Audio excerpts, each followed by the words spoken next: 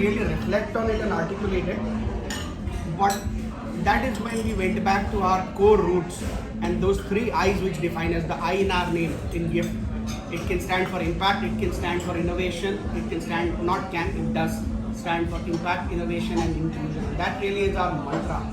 The more we have gone along this journey, the more we have grown organically, the more we have realized, and I think in this room itself, thanks to Yogesh and for all of, and not just a mini UN, we have as diverse a forum, a community as one can imagine.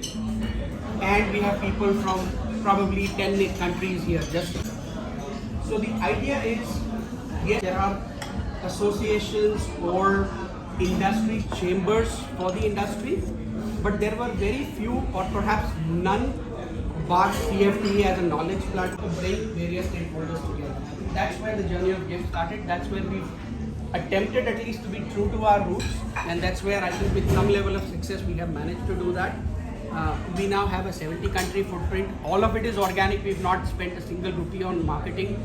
We've not gone out and proclaimed we have 50,000 members. We have only 500, but everyone is by invite. All of you here, as you can see here, is a leader or in her or his domain, either in terms of vertical or industry or kind of regulators. We have a special policymakers group, which is sadly by invite only, so only regulators are there in this. Kevin is a part of this.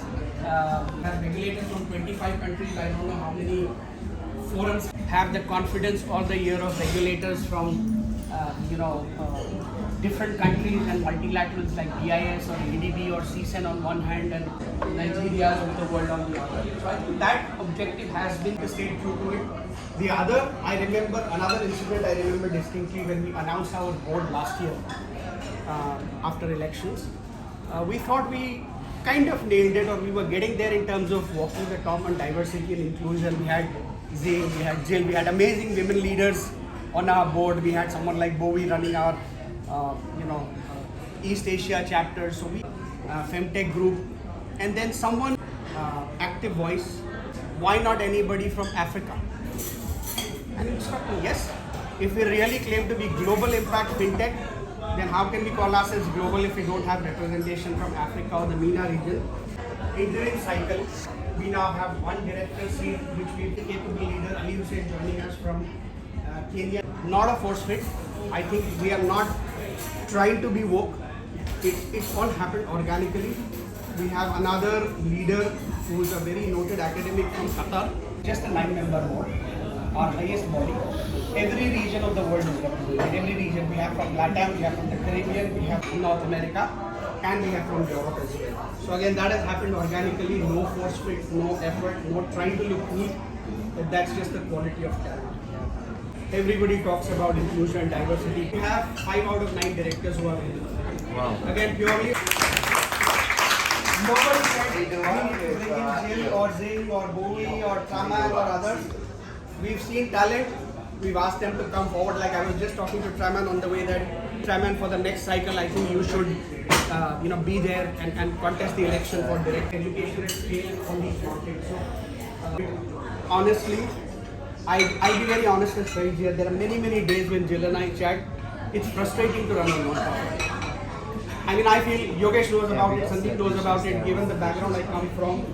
I feel the opportunity cost of my time that I put into earning zero, not earning zero, I spent out of pocket because Singapore has very stringent. Why am I doing this?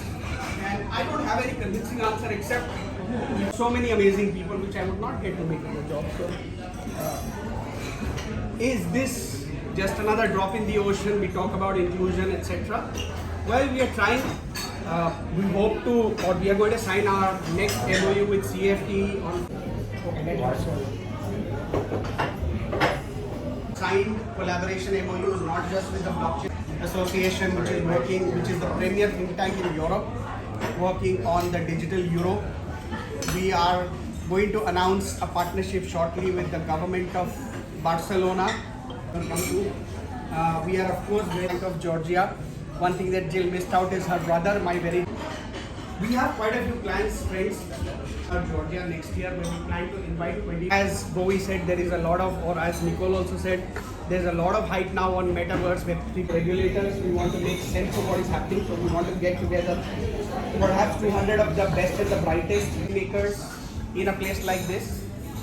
We are working towards it. Our Georgia chapter is quite excited. Even the government of Barcelona, in my last call, has committed to collaborating with us. I mean, you can't find a better startup than us.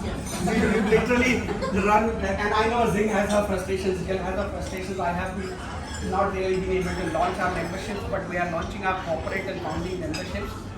All your organizations, we will request your support in being a member and contributing to us, because we are not actively monetizing our base or doing any such thing. We want to stay pure to our rules and objectives as best as we can. And I have spoken to quite a few of our regulators and even the Caribbean. They are all equally to come.